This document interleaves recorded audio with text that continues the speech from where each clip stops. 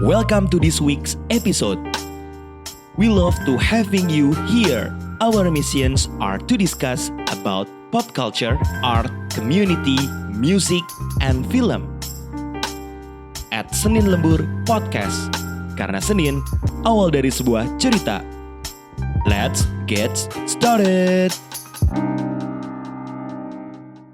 Alright, hari ini gue udah ada di episode kedua di podcast Senin Lembur. Waduh, kalau di episode pertama kemarin gue ngobrol sama orang yang creating event atau event kreator gitu kan. Nah biasanya kalau di event itu pasti ada yang namanya jurnalis. Ya gak sih, di event tuh pasti ada jurnalis. Apa aja event apa aja.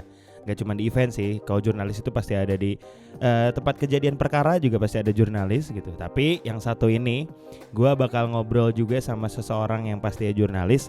Tapi kalau dari event kemarin di episode 1 gue ngobrol sama Asa tentang event sepatu, mungkin yang satu ini jurnalisnya tidak akan ada di sana karena dia tidak merambah di dunia sepatu. Wah, tapi lebih banyak di dunia musik. Alright, di Senin Lembur kali ini gua udah kedatangan Pram. Halo. Ini dia. Yo. Nama lengkapnya adalah Pramedia Nata Prawira. Cukup segitu atau masih ada lagi, Pram? Itu nama panggung ya. Anjir. Wis, gokil loh, nama panggungnya nama Raden loh. Ya segitu aja deh. Nama gue. Itu berarti udah lengkap tuh nama lo ya? Sebenarnya di KTP ada satu lagi, ada Ahmad nih di depan. Oh. Tapi kakak gue persis namanya mirip gue, Ahmad Prasetya Nata Prawira. Tapi setelah dia udah 18 tahun, dia tambah Raden di depannya. Gara-gara biasa silsilah darah biru cuy. Asli. Lo nih kalau dicek berarti darahnya biru ya. Biru cuy. Tapi lu nggak apa namanya sampai sekarang nggak nambah Raden ya tapi? Enggak, jadi anak pertama cowok yang dapat, anak kedua nggak dapat. Anak pertama Iya. cowok dapat, anak kedua enggak. Anak kedua enggak. Oke. Iya, tapi biasanya kalau buat jadi jurnalis tuh biasanya dipakainya cuma boleh 2 nama emang buat Jadi kreditnya. lu ambilnya Pramedian atau Prawiranya, A-nya enggak lu ambil ya. Alamatnya enggak. Enggak lu ambil. Oke, Pram. Yes. Lu selama lagi pandemi ini ngapain aja nih kalau seorang jurnalis kan harusnya ada di lapangan nih kan. Iya. Terus kalau lu memang terjunnya di jurnalis musik harusnya ada di event musik. Sedangkan di yang lagi begini nih kagak ada event musik nih. Nggak Jadi lu ada ngapain aja sih. nih? Gue udah sebulan nih gue sekarang tinggal di Tebet. Oh di Tebet nih. Tinggal tempat sendiri dan gue udah sebulan swakarantina ya. Karantina. Dan Agordi Club, media yang gue jalanin sendiri ini memang bisa dibilang beberapa jadi non-aktif gitu ya aktivitasnya. Oke. Kayak podcastnya, salah satu podcastnya ada yang gue nonaktifkan karena melibatkan narasumber. Walaupun sebenarnya kan bisa melakukannya dengan teknologi semacam ini ya. Iya benar. Tapi gue lebih mengincar experience langsungnya gitu ya, ketemu orang, berinteraksi gitu. Jadi sementara itu gue nonaktifkan dulu. Ada juga kemarin kita bikin sebuah aktivasi di Zoom bersama Fizz. Sama Fizz, oke. Kita ngomongin siasat musisi di era pandemi ini gitu. Oke. Terus akhirnya karena menjadi tahanan rumah ya. Oke. Terus ide-ide bergejolak, akhirnya kayaknya rencananya minggu depan ada program baru lagi dari Agordi Club. Itu di podcast atau buat nanti di YouTube-nya? Maksudnya Podcast, sistemnya di Spotify. podcast juga ya? Iya, Di Spotify audio konten ya. Oke, nanti kita tunggu nih ya. Sebelum nanti ada konten baru dari Agordi, kita akan bongkar dari sisi Pram dan juga Agordinya pastinya nih di Senin Lembur. Anjir. Pram, kalau Yes. untuk mengawali lu sebagai jurnalis musik, ya kan? Ini gue lihat dari hasil intel gue nih. Wah sih, BNN nih. Gue punya list. Kalau selama 3 hari ke depan di depan rumah lu ada tukang sekotang siang-siang, nah itu intelnya kita nih buat konten ini nih. Di tahun 2013 ini 2013 lalu tuh lu pernah masuk Rolling Stone dan jadi seorang jurnalis, ya kan? Karena memang salah satu cita-cita lu adalah untuk menjadi seorang jurnalis musik nih. Betul. Nah, kalau sebelum kita bercerita tentang lo masuk Rolling Stone di tahun 2013, awalnya apa yang istilahnya mendorong lo untuk menjadi seorang jurnalis musik gitu? Padahal enakan jurnalis kuliner lo, Pram, lo makan mulu. Makan terus ya. Iya bener. Kurus nih, butuh makan ya. Awalnya gue juga bingung ya. Mungkin ketika udah lulus SMA gitu, biasalah kita cari sesuatu yang gue mata pencarian tuh mau ngapain ya, maksudnya masa depan tuh mau ngapain gitu ya. Tadinya tuh gue dari awal tuh pengen jadi arsitek gitu dari kecil. Itu adalah cita-cita pertama gue ya dari kecil, gue pengen jadi arsitek. Dan ITB adalah tujuan kampus pertama gue waktu itu. Oke, jadi lu udah kebayang mau jadi arsitek aja ya pada kecil ya, waktu kecil ya. Oke. Terus lulus SMA gitu dulu 2009 2008 2009 ya. Gue lulus. Dulu kan internet di era itu belum terlalu se-advance sekarang gitu ya. Belum. Gue akhirnya ke Bandung sendiri ke sana untuk daftar lah ITB, tapi ternyata bukan miskom ya, gue juga nggak riset lebih jauh sih, ternyata pendaftaran udah tutup sehari sebelum gue dateng gitu. Enak sih asli. Enak, gue udah ke Bandung anjing. Dulu belum bisa kayak googling pendaftaran dibuka kapan, tutupnya kapan gitu kan.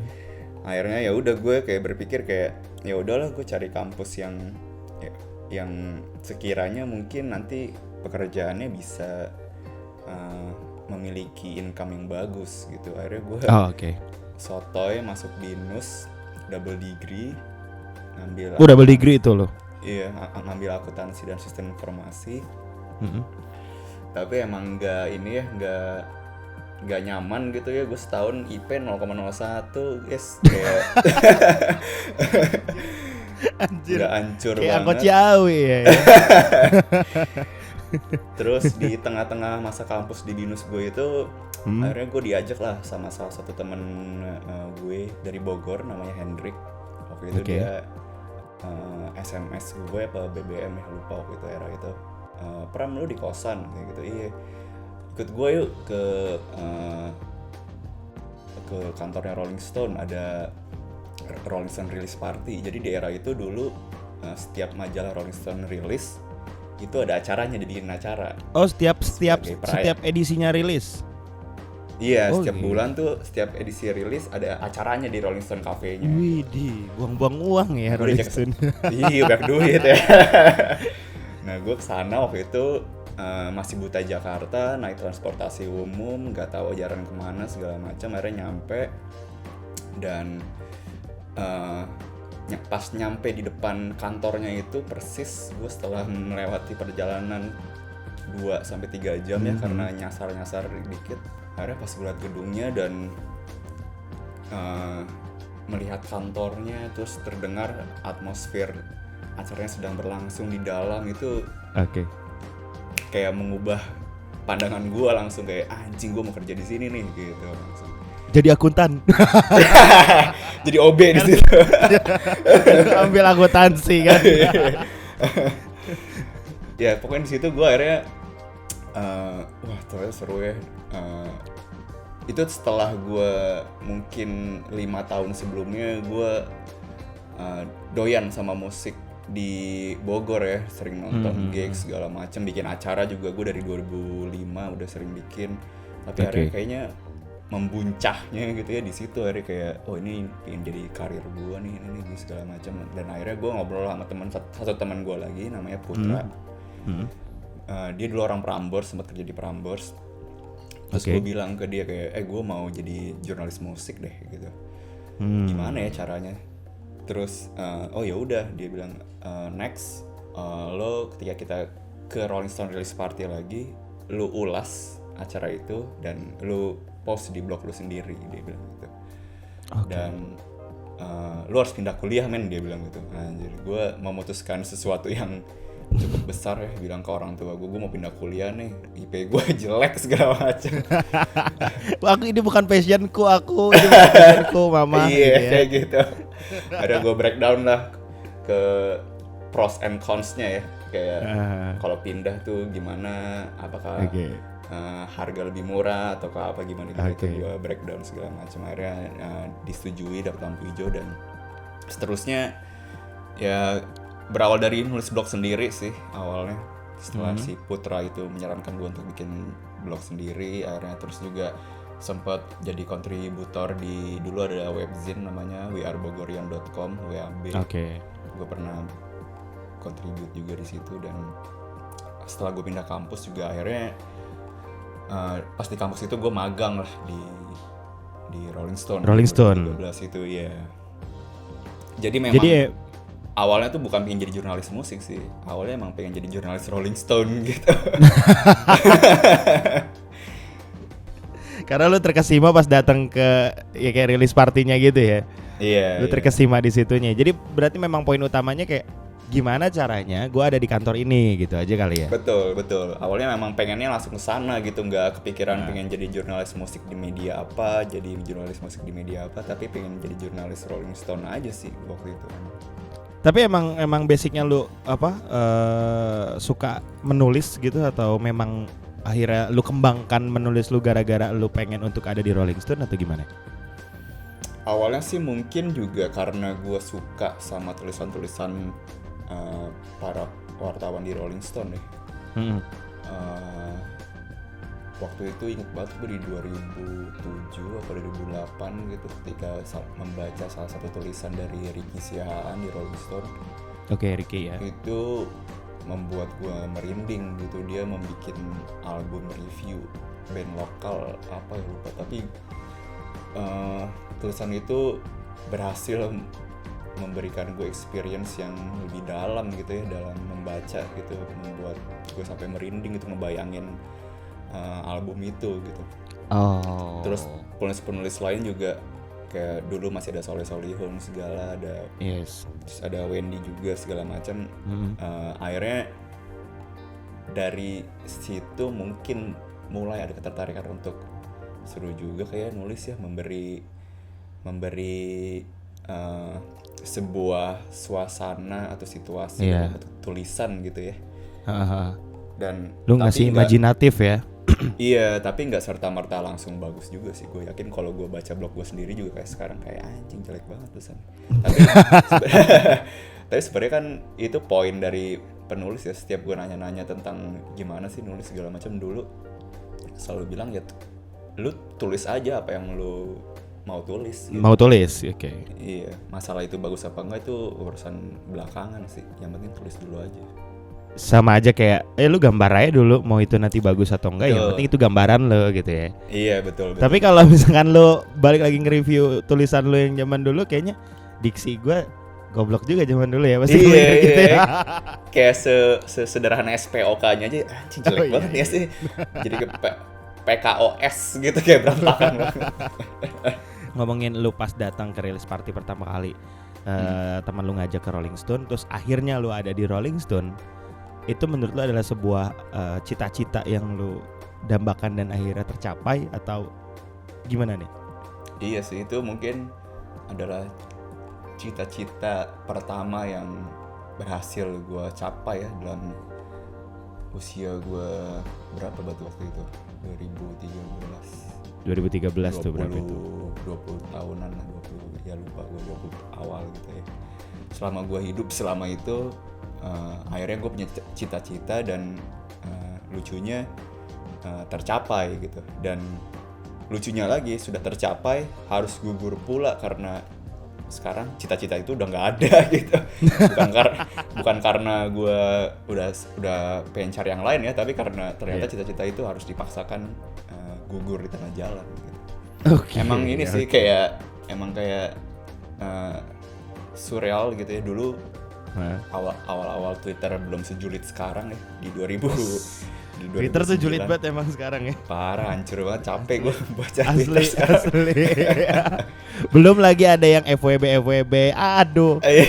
alter, capek Iya. bener ya nggak sih? Capek. Iya dulu kan 2008-2009 awal-awal kita bikin Twitter tuh kayak mungkin itu menjadi gerbang utama buat gue pribadi. Belajar dalam- nulis ya. Itu pertama dan membuka dunia lebih luas lagi ya. Kita bisa berinteraksi langsung dengan orang-orang yang kita idolain, mungkin hanya dulu bisa lihat di TV, hanya lihat di radio gitu ya. Iya. Dan bagi gue Twitter tuh adalah hal pertama atau medium pertama yang membuat gue bisa berhubungan dengan mereka gitu, orang-orang itu. Dan salah satunya adalah Soleh Solihun waktu itu. Waktu itu gue sempet nge-tweet awal-awal itu dulu ke dia kayak seru ya kerja di Rolling Stone bla bla bla bla bla, dan dia balas gitu. Ya standar lah sebenarnya, balasannya standar sih, cuman kayak itu kan membekas banget ya, kayak anjing Soleh Anjing gue Solihun. dibales nih. Iya, ya sama aja kayak sekarang ya, kayak Iya, coba direspon sama idola gitu. Ah. Dan akhirnya ketika gue masuk Rolling Stone tuh ternyata gue menjadi orang seperti Soleh Solihun gitu, kayak di DM gitu segala macam gimana. Wih, di sih. Rolling Stone. Wih, gue bilang kayak dulu nih gua nih Ini posisi gua nih dulu ya. Iya. Dan Tapi yang jelas lo nggak jadi Pramedia Solihun gitu. Enggak. Dan makanya gue setiap ada orang yang selalu DM gue kayak gitu atau nge-tweet gue kayak gitu, atau dulu di Instagram segala macem, gue selalu balas-balesin karena gue tahu perasaan mereka dulu gitu ya. Kayak pengen gitu, kayak ada yang mencoba, bahkan di email pun ada, waktu itu ada orang yang email gue gimana sih caranya jadi jurnalis gitu. Walaupun kadang suka gue lama gitu balasnya, tapi selalu gue balas sih. Jadi karena kita nggak tahu nantinya dia bakal jadi apa. Betul. Benar. Makanya gue selalu coba untuk membantu aja sih. Tapi ini Pram, lu memang langsung menjajakan diri lu untuk oke, gue jurnalis musik, atau memang sempat kepikir dulu untuk menjadi jurnalis umum gitu sampai akhirnya lu ya gue jurnalis musik aja deh gitu? Kayaknya memang jurnalis musik aja ya, karena muaranya itu memang karena gue into musik awalnya, bukan gue into sastra gitu katakanlah ya. Gue bukan into menulis gitu, karena gue lebih into sama musiknya sebenarnya. Dan pengalaman untuk memberitakan teman-teman musisi itu menurut gue priceless ya, karena dulu di zaman Rolling Stone tuh hampir setiap hari band-band dari setiap pulau di negeri ini mengirim materi musiknya untuk walaupun mereka nggak berharap untuk diberitakan, mereka hanya berharap untuk didengarkan. Itu tuh menurut gue kayak anjir, maksudnya sayang gitu kalau ada yang bagus dan orang-orang nggak tahu gitu. Makanya harus diberitakan lah gitu ya. Betul, mungkin sekarang di era digital kayak gini privilege jurnalis seperti itu udah nggak ada ya. Setiap orang udah bisa menyebarkan sendiri musiknya. Iya gitu. sih, benar. Iya, tapi ya itulah tantangannya sekarang sih sebenarnya. Cuman seru yang sih gitu. Ya kalau dulu istilahnya nggak ada orang, istilahnya kayak tadi karena memang medianya terbatas gitu kan, mau nggak mau memang harus ada orang yang memberitakan tentang sesuatu yang baru gitu. Iya. Kalau zaman sekarang udah ada yang tahu misalkan, terus udah bisa langsung terinformasikan cepat lewat Instagram kah, lewat Twitter kah gitu. Iya. Mulut ke mulutnya lebih cepat lah kasarnya kayak gitu ya. Iya, anggapannya sekarang musisi udah nggak perlu lagi keluar kamar untuk merilis sebuah album gitu. Dia bisa rekaman di dalam kamarnya, dia bisa publish di dalam kamarnya, dia bisa konser di dalam kamarnya. Jadi kayak mungkin itu yang memotong peran media, dan akhirnya di 2017 itu banyak yang berguguran ya. Iya sih, sayang banget sih emang adanya era baru gitu kan dalam dunia komunikasi dan teknologi. Memang akan ada yang istilahnya harus mencoba untuk mempunyai formula baru gitu. Dan memang ada beberapa yang tergerus juga gitu kan. Iya. Nah, tapi karena lu memang sudah berjalan sebagai jurnalis musik gitu.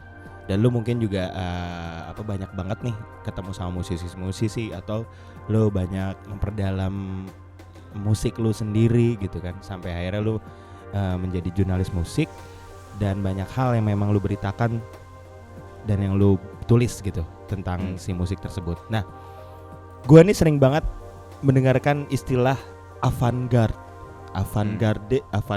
ya gitu ya. Nah, kalau dari lu sendiri nih sebagai seorang jurnalis musik, nih avant-garde ini tuh apa nih? Apakah memang sebuah hal yang tidak umum, unusual, atau seperti apa nih, Bram, di musik ya? Sebenarnya ada sih kategori-kategori avant-garde dalam musik itu yang memang secara penggarapan, secara sonik, secara visual, secara bungkusan segala macam memang unusual, benar yang lo bilang, guys.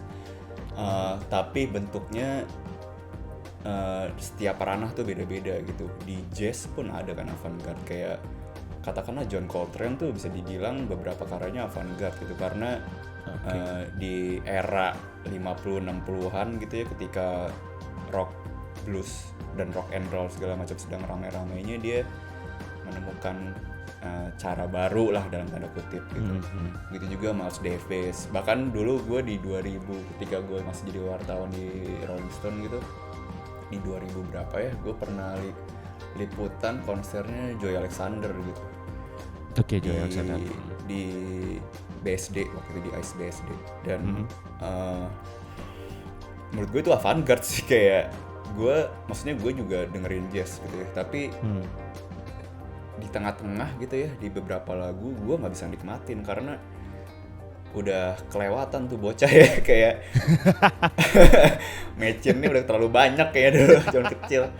Jadi kayak udah bukan lagi jazz yang lounge gitu-gitu lagi, udah bukan yang sederhana itu, bahkan bukan lagi yang free jazz gue masih suka gitu, yang semacam siapa ya, free jazz Kamasi Williams gitu-gitulah banyak. Tapi waktu gue nonton Joey Alexander tuh gue udah sampai di tahap kayak anjir, kagak enak nih lagu ini di bagian ini nih, udah nggak nyaman duduk di sini gitu ya rasanya, kayak karena mungkin kitanya juga nggak nyampe juga kali apa yang dia mainin gitu, tapi dia mah kayak ya udah kayak menikmati, dia enjoy aja udah gitu ya, enjoy aja gitu. Jadi kayak emang sih ini menjadi sebuah katakanlah perdebatan yang menarik gitu ya, ketika musik yang sebenarnya adalah based on selera gitu ya, tapi ada classified avant-garde ini gitu. Tapi gue sih melihatnya avant-garde itu lebih ke proses pembuatannya sih, bagaimana dia membuat album itu tidak seperti biasanya gitu. Album Dimensions-nya Gerald Stumorang juga menurut gue itu avant-garde ya. Gue melihat background dia sebagai gitaris, sebagai pemain bass gitu segala macam, dan bagaimana dia adalah seorang nerd audio gitu. Jadi semua kemampuan dia gabungkan menjadi musik seperti itu gitu. Tapi gue merasa senyawa bukan avant-garde gitu. Senyawa ya senyawa gitu. Kan ada istilah tidak ada yang orisinil di bawah matahari ini, tidak ada yang betul. Tapi menurut gue senyawa mendekati sih, kayak itu menurut gue di dunia ini hanya satu band kayak gitu ya, yang lain gue nggak tahu sih ada yang kayak gitu juga apa enggak. Jadi memang bisa dibilang proses yang memang mungkin unusual itu mungkin bisa menjadi sebuah kayak patokan, ini musiknya avant-garde nih gitu. Betul, entah dari prosesnya atau memang hasil juga pasti dari proses ya gitu ya. Hasilnya sih gue nggak terlalu fokus gitu ya, maksud gue kayak tadi yang gue bilang John Coltrane, mungkin karena eranya dia berapa tahun lebih cepat gitu. Menurut gue itu sebuah pemikiran, atau Pet Sounds-nya Beach Boys gitu juga. Dulu di tahun 66 orang-orang mencela-cela album itu, bahkan produsernya sendiri juga mencela-cela album itu. Tapi sekarang menjadi album nomor 2 terbaik di dunia ini gitu. Waduh. Gitu. Jadi emang istilahnya ya tadi satu sisi memang ada hal yang memang mungkin kita nggak nyampe ke sana gitu ya. Iya, Lalu betul. waktu pas nonton Joy Alexander atau pas memang mungkin ketika kita cari tahu tentang proses pembuatannya, dari situ baru kita ngerti oh ternyata ini memang Iya. beda gitu. Iya, betul. Jadilah dia avant-garde ya. Ini berlaku untuk semua genre atau memang tertentu doang sih Pram? Atau memang semua musik ada yang akan seperti ini? Berlaku sih menurut gue. Kayak tadi juga menurut gue yang tadi gue sebut Pet Sounds itu kan sebenarnya album rock ya. Tapi kalau kita denger juga aneh juga sih, ada sampai suara kambing lah di dalamnya, ada suara kuda segala. Dan kalau tahu prosesnya juga kan si Brian Wilson-nya sampai picky banget milih studio gitu, ganti-ganti studio segala macem. Dan timing rilisnya juga ya tadi yang gue bilang kayak mungkin di ketika itu aneh buat orang-orang, tapi kita baru nyadarnya 50 tahun kemudian gitu ya. 50 tahun nih, luar biasa loh. Iya. Luar biasa, berarti dia memang orangnya itu ya visioner ya. Visioner. Pada 50 iya. tahun pas dia mau rilis tuh gue yakin musik gue akan terkenal Iya. 50 tahun kemudian. Jadi acuan banyak musisi juga albumnya Asli. segala. Iya Gila sih. gitu. Nggak menjadi nggak jadi sebuah materi musik yang booming 2 bulan udahan gitu ya, kayak gitu ya. Iya, Dia memang iya, visionernya sampai 50 tahun 50 tahun. gokil. Asli luar biasa loh. Itu beneran udah avant-garde gitu kali ya. Iya, makanya udah pemikirannya udah kecepetan gitu. Joy Alexander aja kebanyakan mecin kalau kata Dan Mecin gila. Orang gila. Makanya. Nah, selama perjalanan lo, oke, itu avant-garde ya.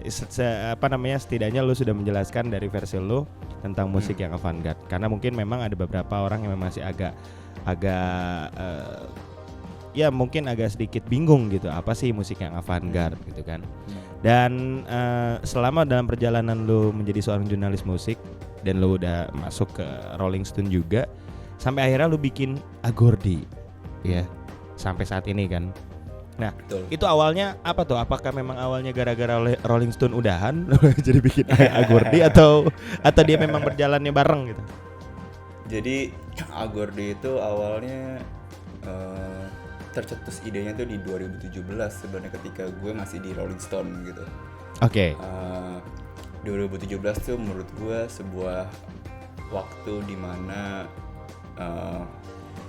apa ya, jurnalis musik tuh dalam keadaan yang terpuruk gitu ya, banyak yang gulung tikar, bahkan gak cuma jurnalis musik tapi semua media, bahkan media cetak lah ya gitu ya. Media cetak secara umum tuh lagi berguguran lah di tahun itu. Dan ketika di 2017 itu gue berpikir kayak, nah, kita nih sebagai jurnalisnya tuh harus ngapain ya, harus beride apa ya, harus berinovasi apa ya segala macam. Atau Tapi bikin buku TTS. bagi-bagi kuis apa gitu misalnya. Tapi ketika itu di 2017 gue udah posisinya di Rolling Stone waktu itu mungkin udah bisa dibilang udah susah untuk beride kali ya, secara perusahaan tuh udah susah lah untuk berinovasi yang risky gitu, yang mengambil resiko untuk berinvestasi lebih banyak gitu segala macam. Akhirnya oh ya udah deh, gue bikin sendiri aja deh, coba bikin sendiri segala macam. Akhirnya tercetus lah bikin si Agordi Club itu gitu. Dan waktu itu gue berpikirnya, ide awalnya adalah mungkin selama ini bukan medianya doang yang salah, bukan jurnalisnya doang yang salah sehingga banyak yang berguguran gitu. Oke. Mungkin secara ekosistemnya juga salah gitu secara umum, sehingga korban pertamanya adalah media musiknya gitu. Akhirnya berangkat dari keyword itulah si ekosistem itu, akhirnya gue coba bikin si Agordi Club itu. Jadi si objektif dari si Agordi Club itu membuat sebuah ekosistem dalam mengonsumsi musik gitu. Jadi lo bisa dengerin musik, lo bisa mendapat informasi musik terbaru, lo bisa mendapat referensi musik terbaru, dan lo juga bisa berbagi opini lo tentang musik gitu. Jadi semua experience itulah yang mau coba gue tangkap sebenarnya di Agordi Club. Di Agordi, oke. Walaupun sekarang banyak orang yang mengira Agordi Club itu adalah podcast. Gue di sini sering cengin tau Agordi anak Bogor indie lah segala. Gue sebelum ngecengin dia ngecengin duluan. Sering banget tuh saya ketemu orang aja. Ya itu sebenarnya ide awalnya, tapi banyak orang yang berpikir bahwa Agordi Club itu sekarang podcast. Sebenarnya bukan podcast. Podcast itu adalah salah satu program di dalam Agordi. Program Club. Di dalam Agordinya gitu kan. Mungkin karena 2 tahun belakangan ini di 2019 dan 2019 dan 2020 ini memang si Agordi Club ini lagi fokusnya di podcastnya dulu gitu. Jadi mungkin orang-orang lagi salah nangkap gitu. aja iya. Oke. Tapi kalau dari nama kan sebenarnya bukan anak Bogor indie juga dong. Bukan. Lo ini ngambil namanya dari, dan kenapa harus namanya Agordi gitu? Sejujurnya sih nggak ada artinya awal-awal gue mencari nama Agordi. Jadi setelah gue sering ngecengin gitu ya, anak Bogor indie lah, anak Bogor disco di club lah segala macam. Oh iya. Akhirnya gue nyari lah, akhirnya gue bener-bener googling gitu Agordi apa sih artinya. Dan akhirnya gue nemu Agordi itu adalah bahasa Portugis deh kalau nggak salah. Portugis, oke. Jadi kalau lu big band gitu ya di choir big band gitu, ketika lu nyetem alat-alat musik lu kayak biola, violin segala macam, kalau lu proses nyetem itu namanya Agordi kalau bahasa Portugis. Iya. Jadi dari kalimat-kalimat yang tercetus anak Bogor indie dan ada singkatan Agordi, lu ambil itu dulu, baru lu cari artinya. Dan nemunya pun pas ya, nggak jauh-jauh dari musik ya. Iya kan? Jadi apa? Nyetem gitu. Intinya lu menjadi seorang pram Agordi yang memang ya nyetem gitu. Asik nyetem. Nyari sisi nikmatnya nih kalau di musik tuh di mana nih gitu. Akhirnya lu suguhkanlah di Agordi Club ini. Betul. Luar biasa sekali. Tepuk tangan lu saudara-saudara. Mantap ya. Tepuk tangan virtual. Tolong Daru nanti pakai sound tepuk tangan ya. Iya. Pakai suara ini dong, ketawa bajuri. Request tuh. Iya benar. Kalau udah mau beres kenceng ketawa itu sih. Ada cekrek, ada gitunya nggak? Cekrek. Wak. Tawanya gitu kalau udah mau beres. Nah, langkah awal pada saat itu lo memang langsung creating podcast. Berdasarkan 4 pilar tadi ya, yang tadi mendengarkan musik. 4 pilar utama di pangan, sandang gitu ya. Papan.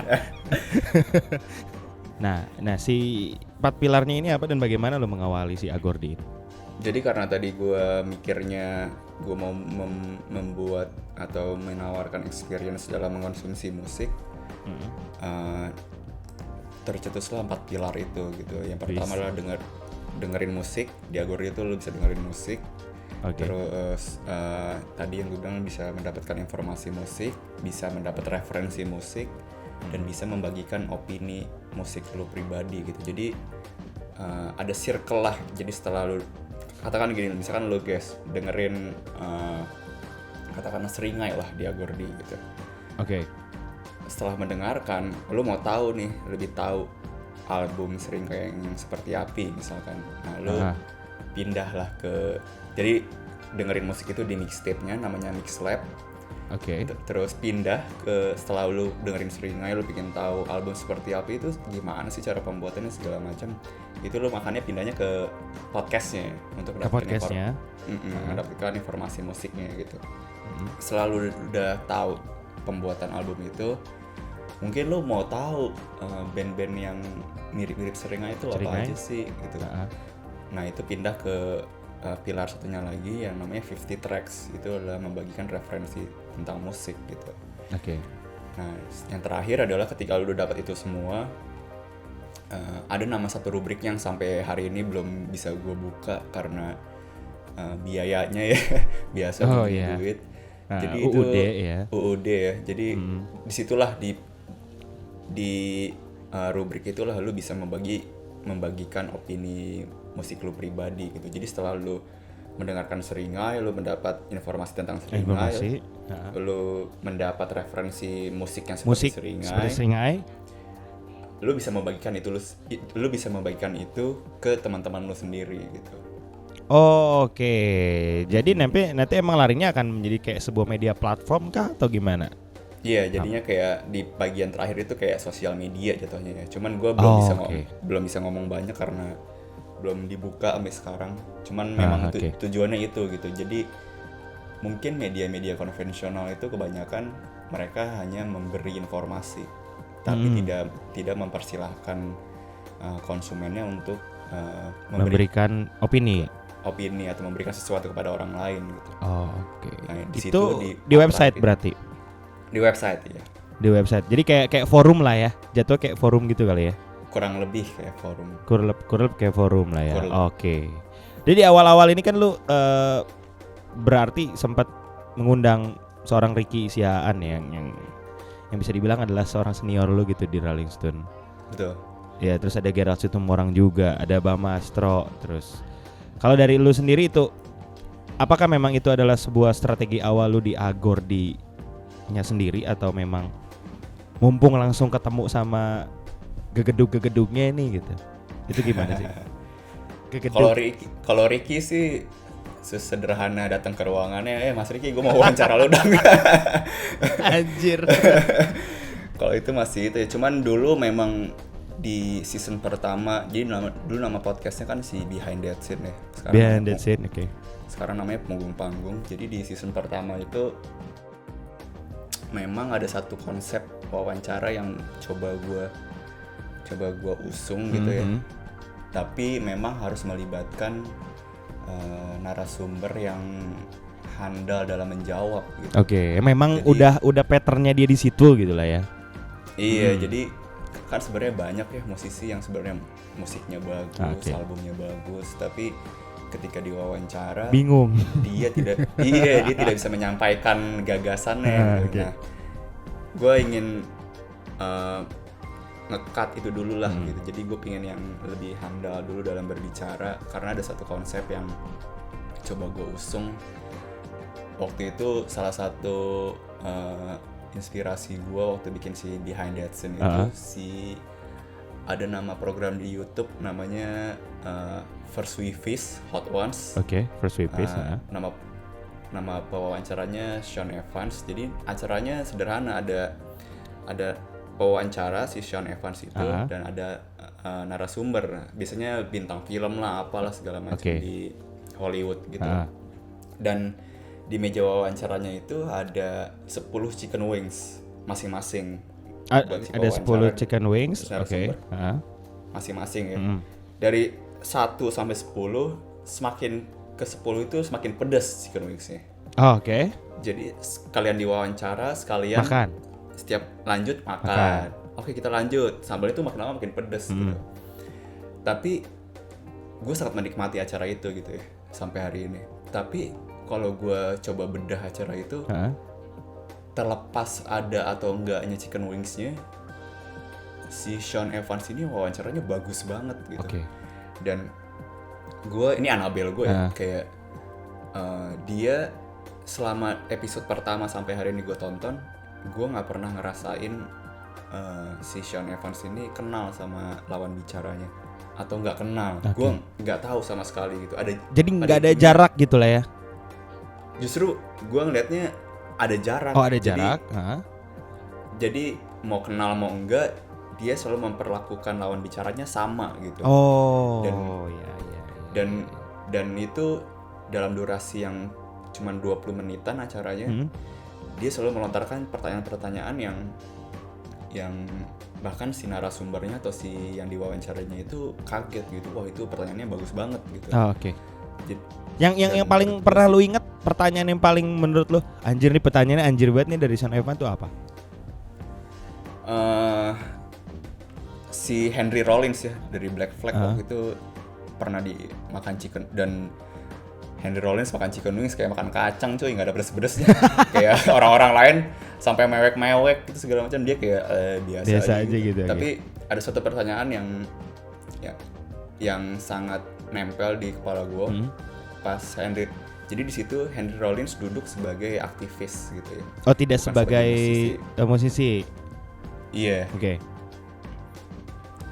Dan waktu itu pertanyaannya si Sean Evans bilang dari setiap negara yang lu kunjungi, negara perang yang lu kunjungi nih di Timur Tengah segala macam, negara mana yang paling punya harapan gitu. Wah anjir, dianya si Henry Rollins langsung kaget kayak, wah that's a very good question dia bilang. Karena bagi gue ketika narasumber udah bilang pertanyaan itu bagus, berarti wawancara lu udah bagus nih. Iya. Karena gue ini kategori jurnalis buat gue pribadi ada dua kategori jurnalis. Yang pertama adalah jurnalis yang baik. Jurnalis yang baik adalah ketika si jurnalis itu dapat satu frekuensi dengan si narasumbernya. Oke. Jadi udah satu level lah gitu bicaranya segala macam. Tapi jurnalis yang hebat menurut gue adalah jurnalis yang bahkan si pewawancaranya, si jurnalisnya bisa lebih tahu dari si narasumbernya sendiri gitu. Oke, dia memang beneran breakthrough sendiri lah ya si Sean Evans itu ya. Bahkan si narasumbernya tidak terpikirkan sebelumnya bahwa dia akan ditanya seperti itu. Gitu. Itu menurut gue jurnalis yang hebat gitu. Salah satu senior gue di Rolling Stone namanya Woningito Martoyo, menurut gue itu jurnalis Rolling Stone paling hebat. Ya namanya. Dia pernah wawancara Reza Rahardian waktu itu. Dan pertanyaan-pertanyaan dia membuat Reza Rahardian yang kita tahu selalu menjaga image segala macam. Ketika off recording berdiri, terus si senior gue ini Simba Wening tiba-tiba dipeluk dengan sangat erat sampai 10 detik gitu.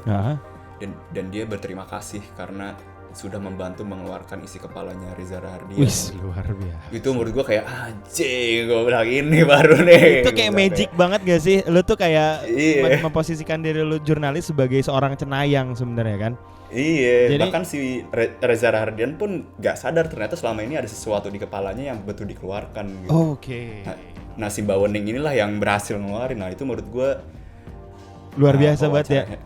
Iya jago banget. Nah itu si Sean Evans tuh gue sering kali melihat hal itu. Narasumber yang mungkin biasanya kalau di wawancara lain jawabannya template gitu. Tapi ketika duduk bersama Sean Evans, dia mengeluarkan jawaban-jawaban yang sangat bagus gitu. Nah itu awal-awal mula gue mencoba menjadi seperti itulah gitu. Tapi makanya di season pertama itu gue mencari narasumber yang udah yang pandai berbicara, udah artikulatif dalam berbicara segala macam. Topiknya pun lebih general dari background musisinya sampai proyek terbarunya segala macam. Tapi ternyata kekurangannya adalah apa yang dilakukan Sean Evans itu bukan one man show gitu. Ada tim riset yang ada intelnya ada intelnya, ada BNN-nya gitu ya. Yang membuat dia bisa membuat pertanyaan seperti itu gitu. Pasti. Waktu itu gue masih sendiri banget, jadi kayaknya yaudah gue ganti konsep deh. Gitu. Jadi awalnya itu sih, awalnya gitu. Pada saat itu lo sama Ricky Siaan pakai chicken wings juga apa pakai martabak? Pakai kacang kulit. Kacang kulit. Kirain. Ini kan banyak banget nih ngebahas tentang musik, tapi banyaknya memang musik dalam negeri. Gitu. Apakah memang lu tidak tertarik dengan musik luar atau ya udahlah gue bahas yang memang ada dalam negeri aja gitu? Sebenarnya salah satu goalsnya Gordy adalah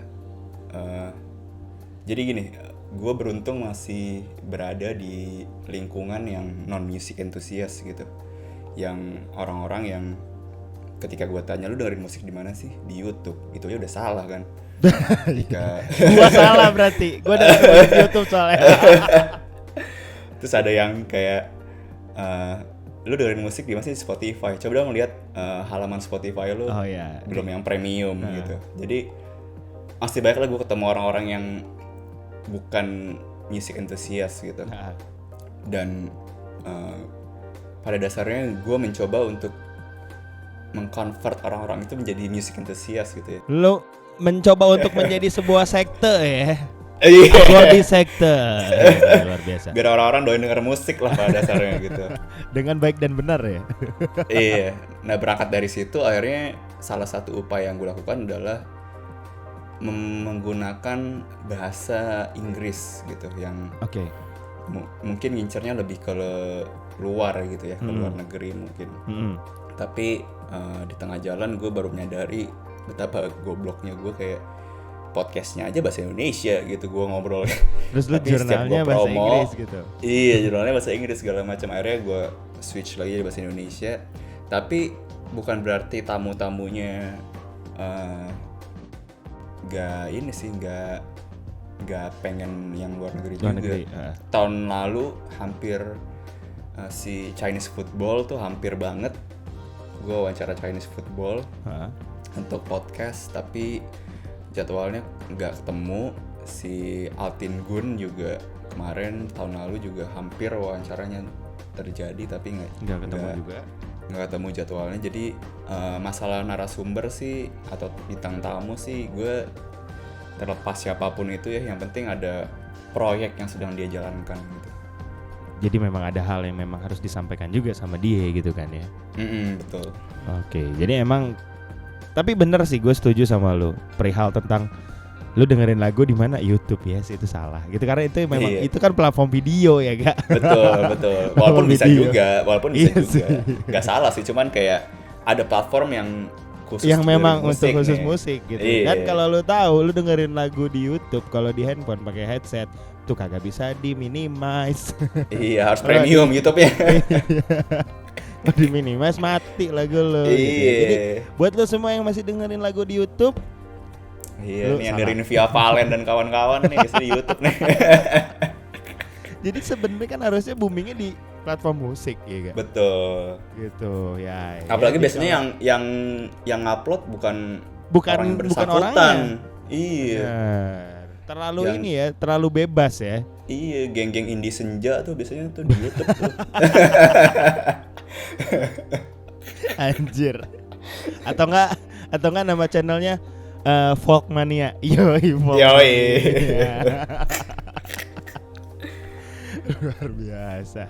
Ya, jadi kalau lu memang pengen jadi sebuah penikmat musik yang baik dan benar, jangan lupa untuk sekalian mendaftar ke Agordi Sekte ya.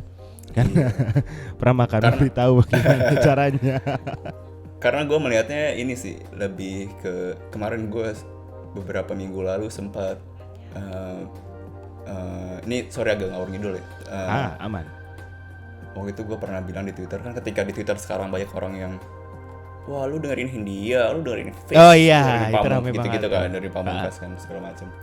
Sebenarnya itu terjadi kurang lebih 15 tahun lalu ketika Efek Rumah Kaca muncul, The Brandows muncul, Upstairs muncul, segala muncul. Tapi internetnya belum se-advance sekarang kan. Belum, jadi, gibahnya belum kayak gini gitu ya. Iya, bacotnya belum sekeras sekarang gitu. Asli. Nah, gue bilang lah di Twitter gitu, kayak 15 tahun lalu tuh banyak orang-orang yang kayak gini juga. Cuman pada akhirnya, sayangnya orang-orang yang julid-julid 15 tahun lalu, yang datang ke konser, beli tiket, beli merchandise, beli album fisik segala macem, terlepas dia julid apa enggak ya, 15 tahun kemudian dia berhenti karena kehidupannya sudah berubah gitu katakan. Oke. Dan menurut gue itu ada sesuatu yang salah tuh, berarti beberapa orang di Twitter respon gue kayak ya prioritas hidupnya udah berubah, segala macam. Oke. Tapi argumen gue adalah sejak kapan musik jadi prioritas? Gak pernah musik prioritas. Musik itu hiburan gitu. Sama kayak bioskop gitu. Kenapa orang kalau weekend tuh ke bioskop? Kenapa nggak nonton konser? Apa bedanya gitu? Berarti secara ekosistem musik di Indonesia khususnya ya tidak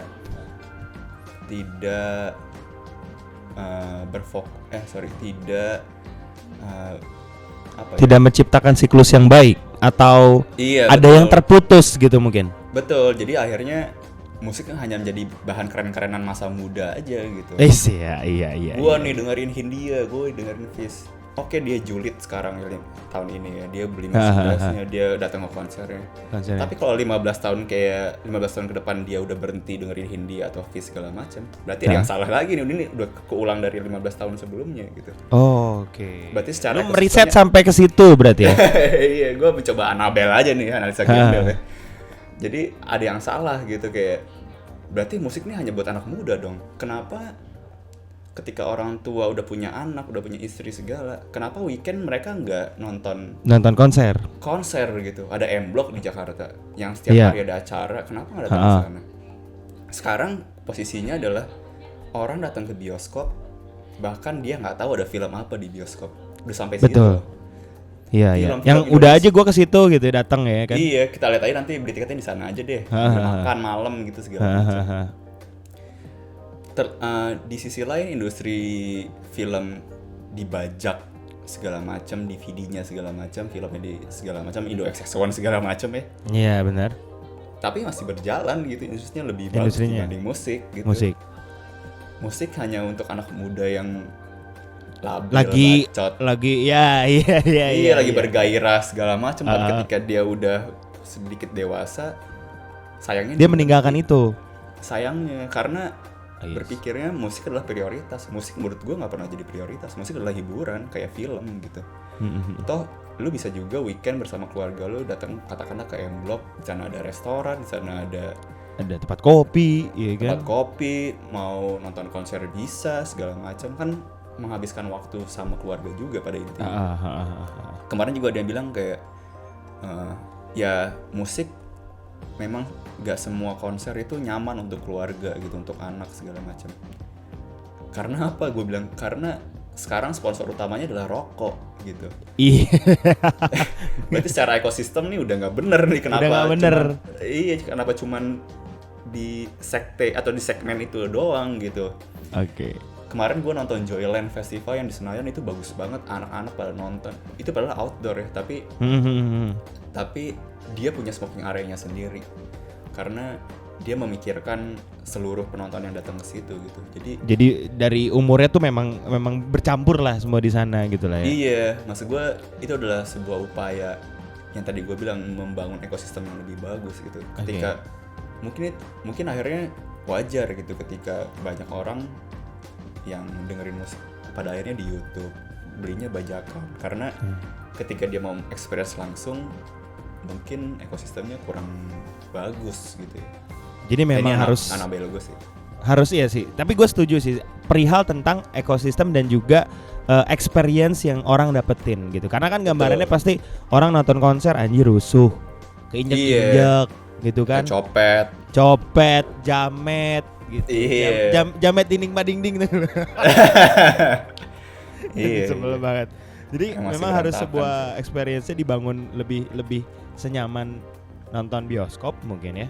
Sampai akhirnya ya tadi lu bener bilang, hari ini mereka lagi ngebacot perihal anjing gue dengerin Hindia, gue dengerin Fish, lu gak dengerin, lu gak gaul gitu kan. Tapi 15 tahun ke depan dia udah menjadi seseorang yang tidak menginginkan itu gitu. Jadi keputus di situ kan ya. Karena experience-nya memang yang lu ambil tadi, bahwasannya dia menjadikan itu sebagai priority dan identitas, bukan menjadi sebuah hiburan gitu. Kalau hiburan kan pasti tidak akan mati sampai kapanpun gitu. Betul. Makanya tadi yang kayak kita sempat bahas Beach Boy, Pet Sounds gitu, 50 tahun cuy, Beatles, sampai hari ini kita bisa, anak-anak kecil masih suka dengerin Beatles gitu. Terlepas si bandnya harus pandai dalam memberikan strategi regenerasi, udah pasti ekosistemnya juga harus menolong gitu. Karena memang semuanya juga dalam semua aspek juga harus ikut bergerak lah setidaknya ya. Kalau memang setidaknya musiknya tidak easy listening atau tidak abadi gitu. Tapi kalau memang ekosistem yang menjalankan itu mungkin akan menjadi abadi. Iya, gitu. Membantu.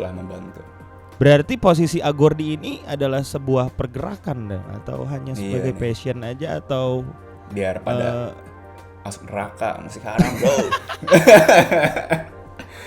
Musik bikin berantem terus, haramin aja udah. Jadi lo memposisikan si Agordi ini sebagai pergerakan juga, seru-seruan, atau memang passion lo yang akhirnya menghasilkan, atau lo punya posisi sendiri buat si Agordi? dalam hidup lu? Berat. Sebenarnya visi utamanya itu sih yang tadi gue bilang, gue mencoba, inilah objektif utamanya gitu ya, bahwa 4 pilar tadi. Itu yang kecilnya. Jadi yang lebih gedenya lagi tadi yang gue mencoba mengconvert orang-orang yang bukan music enthusiast, yang nggak pernah beli album, yang nggak pernah datang ke konser, bisa nyemplung ke industri musik Indonesia gitu lewat 4 pilar itulah gitu katakan. Walaupun di tengah-tengah akhirnya ya tadi seperti lu bilang guys, kayak akhirnya ada beberapa masukan lah, maksudnya pemasukan segala macam. Walaupun itu sampai sekarang belum jadi prioritas utama gue sih. Mungkin kayak ini kali ya, gue ngerasanya tuh kayak PNS tau gak, ketika bertahun-tahun kerja yang sama gitu ya. Walaupun gue gak puluhan tahun kayak PNS ya, masa Rolling Stone gue, tapi ketika harus berhenti tuh rasanya kayak aneh gitu ya. Jadi pengen jalan terus aja udah. Dan apa yang membuat gue jalan terus juga sih, kadang-kadang ketika tag podcast gitu sama musisi siapapun itu, ketika udah off recording, mereka selalu bilang kayak seru nih kayak gini-gini, lanjutin nih, jangan berhenti gitu.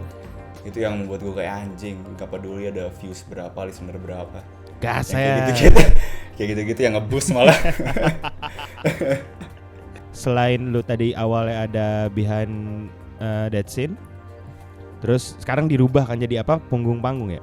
Punggung panggung, betul. Punggung panggung. Akhirnya juga lu menggandeng Suara Podcast. Betul.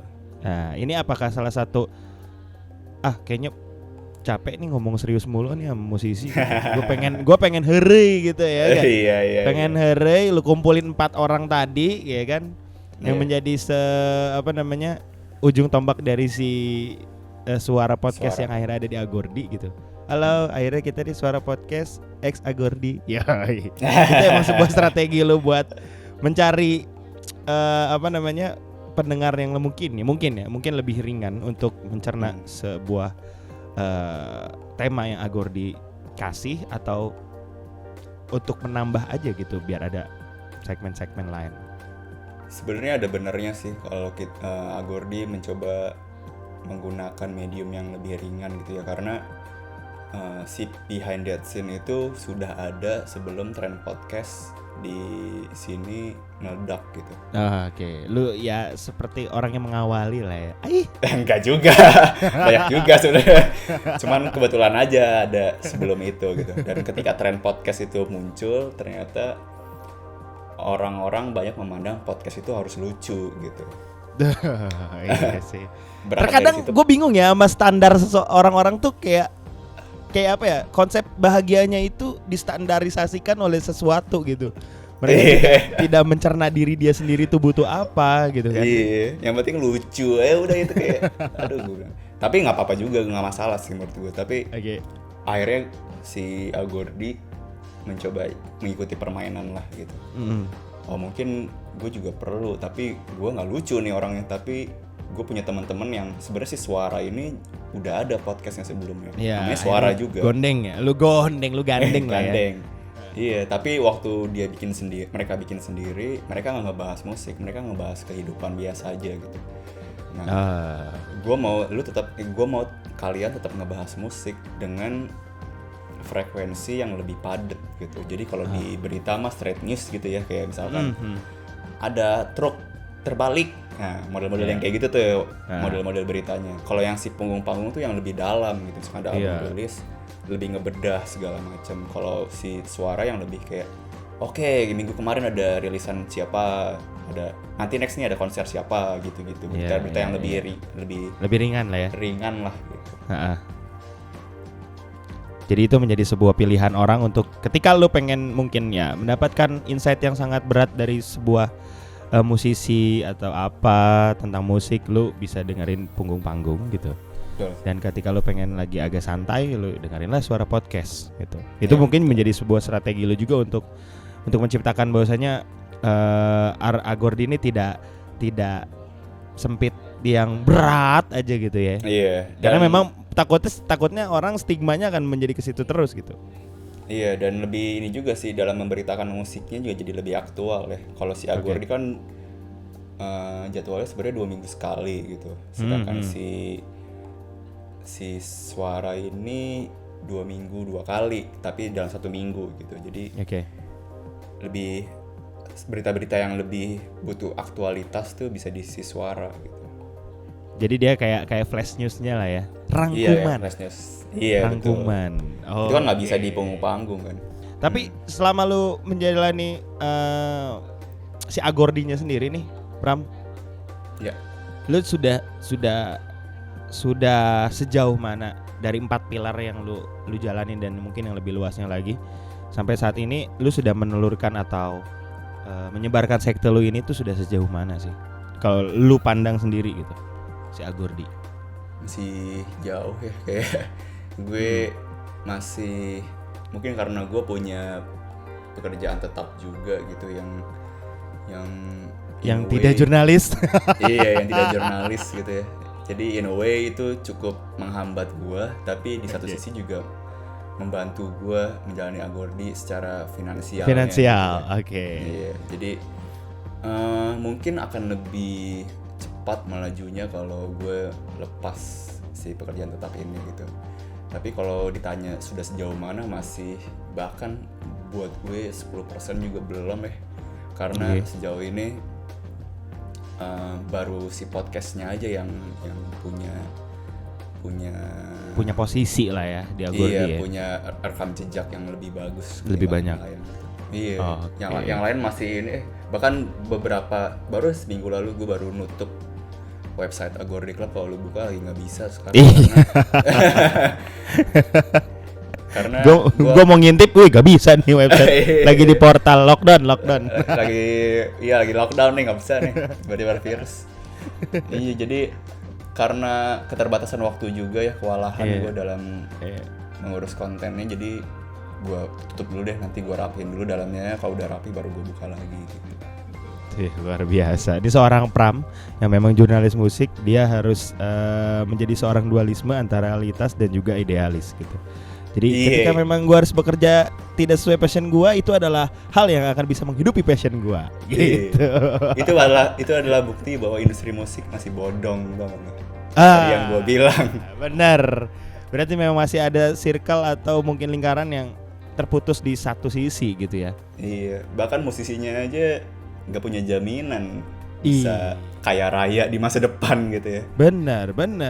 Nanti ujung-ujungnya kita akan melihat berita 15 tahun kemudian lah seorang vokalis kita sekarang gitu kan. Jual kita batu akik. Iya. Sama pisang molen. Oke. Iya. Tapi Pram lo tuh. Kalau dari sejauh ini lo ngebahas sebuah musik, skena, ya kan? Musisi. Gitu, kenapa lu lebih banyak meluas di Jakarta ketimbang di lu sebagai anak Bogor indie banget? Apa ya? Mungkin karena gue berangkatnya sebagai jurnalis juga dari sini kali, dari Jakarta gitu. Maksudnya sebagai karir gitu ya, dari sini, dan harus diakui Jakarta sentris tuh masih berlaku ya. Gue sebagai orang Bogor yang tinggal di Jakarta tuh merasakan banget betapa mereka itu satu sama lain tuh bondingnya sangat kuat gitu. Dulu ketika gue menjadi pegawai tetap di Rolling Stone, salah satu anak magang di Rolling Stone bahkan lebih tahu Jakarta ketimbang gue yang udah pegawai gitu, karena mereka memang secara ekosistem itu jauh lebih kuat. Harus diakui sih, gue bukannya membanggakan Jakarta ya, tapi karena gue berada di dua kaki yang berbeda antara Bogor dan Jakarta, gue memahami bahwa memang Jakarta ini emang jauh lebih advance gitu. Dan kenapa akhirnya si Agordi Club ini jalan di Jakarta, karena chance untuk melajunya jauh lebih cepat sebenarnya. Jadi deh, dari UMR aja tuh menurut gue sangat memengaruhi gitu. Itu akan memutuskan lo untuk membeli album fisik apa enggak kan sebenarnya. Iya, mendingan gue beli beras atau beli album fisik gitu ya. Iya, itu memutuskan lo untuk datang ke konser apa enggak. Gitu. Itu aja udah sangat memengaruhi gitu. Jadi belum lagi industrinya memang fokusnya di sini, label-label ada di sini, Oke. media-media ada di sini, musisi juga banyak banget sini gitu. Jadi mungkin gue mencoba untuk memanfaatkan situasi itu gitu, walaupun memang gak semuanya selalu mulus ya. Pasti. Tetap kita kami si Agordi harus meningkatkan kredibilitas juga untuk dipercayai sampai sekarang ini sih. Alright. Jadi tapi kalau dari kacamata lu sebagai seorang Pram ya dan Agordi, si Bogor nih masih bisa survive dan akan menjadi se-advance Jakarta nggak sih? Kalau dari kacamata lu, Pram? Kalau dibandingin sama kota lain agak jauh sih sejujurnya menurut gue. Itu oke, nggak masalah agar kita tahu ada masalah apa Iya. sebenarnya di Bogor ini ya kan? Menurut gue salah satu muara ini tuh Bogor tuh kalau gue pakai bird view gitu ya dari atas ngelihatnya ya. Iya. Ini tuh kayak benang kusut, tau gak lo, nggak tahu mana yang harus Ditarik dulu. Iya, dia benerin dulu. Tapi yang bisa gue temukan adalah menurut gue salah satu hulu permasalahannya adalah regenerasi sih sebenarnya. Oke. Bogor itu terputus regenerasi ekosistem musiknya gitu. Oke, masih ada Not For Sale yang dari tahun 98, tapi seberapa aktif band itu sekarang gitu. Iya. Selain manggung dia nggak ngapa-ngapain gitu. Kita bandingkan kalau emang mau dibandingkan sama Jakarta ya, masih ada Seringai yang dari 2001 sampai sekarang masih jadi headliner utama, masih ada White Shoes, masih ada band-band itu yang dari 2000-an awal masih jadi sosok buat ini ya, musisi-musisi baru gitu. Iya, betul. Pendengar juga akhirnya ketemulah di tengah antara yang musisi lama ketika manggung sama musisi baru menghasilkan regenerasi penontonnya juga gitu. Antara penonton lama sama penonton baru gitu. Penonton baru. Nah itu menurut gua nggak terjadi di Bogor gitu, karena geng-gengan dulu sudah terkikis oleh kehidupan ya. Terkikis oleh harus bayar angsuran gitu ya. Iya, mahal susu. Jadi ya mereka akhirnya tidak bisa katakanlah menggiring teman-teman yang baru dan penonton yang baru gitu. Dulu mungkin kita SMA hiburannya selain nonton gigs nggak ada gitu buat yang musik entusias ya. Pasti nonton gigs hiburan weekendnya gitu. Tapi gua sampai dibekelin sama mama gua kalau mau ke gigs. Iya kan.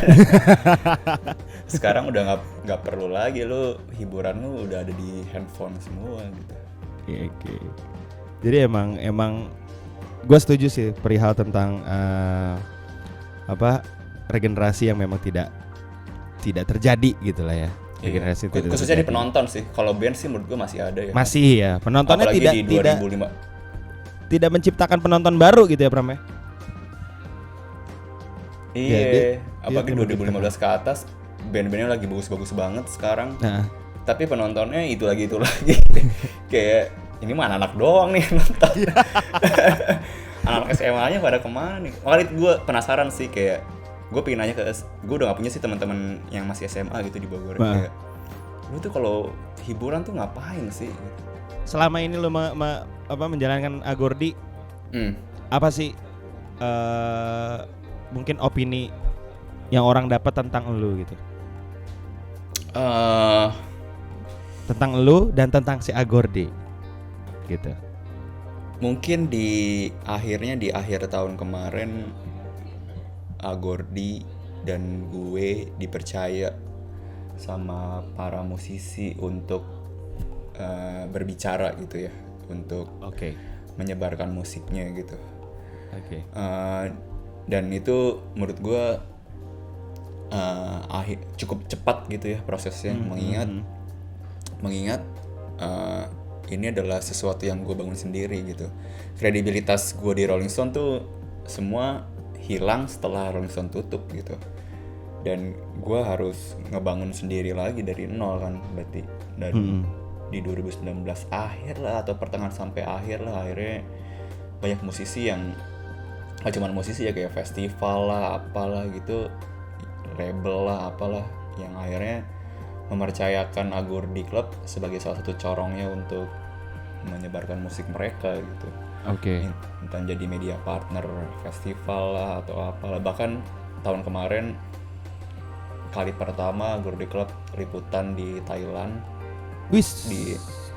di Maharashtra Festival gitu ya. Walaupun ya sebenarnya daftar juga sih liputannya, cuman kan gue yakin panitianya harus ngeliat dulu kan. Iya, Kayak, mengkurasi ini lah Agorde- ya. Iya, ini Agorde Club apaan nih gini. Tapi berhasil, dan bukan gue yang berangkat sih, ada temen gue. Tapi ya mungkin itu yang sekarang gue rasain ya, bahwa Agorde Club itu udah dipercaya. Itu menurut gue udah jadi modal yang baik untuk melanjutkan atau bereksperimen lebih lanjut gitu. Oke. Lu kenapa waktu itu nggak berangkat ke Thailand ya, Pram? Karena saya kerja.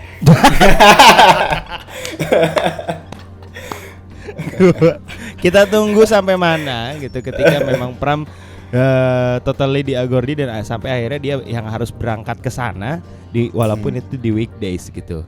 Iya enggak karena dia gawe. Jadi kagak berangkat deh. Padahal kalau dalam satu sisi ini kan gue yang bikin Agordi, ke gue yang gak berangkat. Gitu deh. Tapi Pram, kalau lu gue posisiin sebagai pendengar ya. Lu gue posisikan sebagai seorang pendengar. Apa sih kesan atau manfaat lu gitu ketika lu memang harus mendengarkan si Agordi Agordi Pod ini? Kalau panggung itu banyak hal-hal yang tidak dikupas di media lain gitu ya. Oke. Banyak faktornya sih, mungkin karena pertanyaannya yang nggak itu aja, atau mungkin karena narasumbernya juga nyaman untuk menjawab gitu. Sehingga mereka mengeluarkan jawaban-jawaban yang nggak ditemukan di tempat lain gitu. Mungkin itu yang didapat dari panggung, dan salah satu feedback yang sering gue dapat dari panggung adalah ternyata gaya wawancara gue tuh dinikmati oleh banyak pendengar. Gue tuh nggak banyak ngomong ternyata kalau wawancara itu. Gue juga baru nyadari ya ketika banyak feedback itu gitu. Orang-orang pada bilang kayak enak nih hostnya panggung, nggak selalu motong ketika ngomong gitu, membiarkan narasumber untuk menjelaskan secara detailnya tanpa ada interfere dari gue gitu. Ternyata itu waktu itu gue pernah ada feedback dari salah satu fansnya Bara Suara. Waktu itu pas gue sama Iga, si fans ini bilang kayak, wah gila ya, ngedengerin si podcast ini bareng Iga tuh gue kayak berasa ada di sebuah coffee shop. Duduk berdua sama Iga, dan Iga menceritakan semua tentang album Pikiran dan Perjalanan gitu. Menurut gue itu experience yang anjir. Kok bisa begitu ya dengerin podcast ya? Menurut gue kayak itu kan theater of mind kan berarti kayak. Iya, theater of mind, betul. Setuju. Jadi kayak anjir, berarti mungkin karena gue nggak interfere gitu, gue nggak memotong apa yang Iga omongin gitu, sehingga pendengar ngerasa bahwa si Iga nih ngomong langsung sama pendengarnya gitu.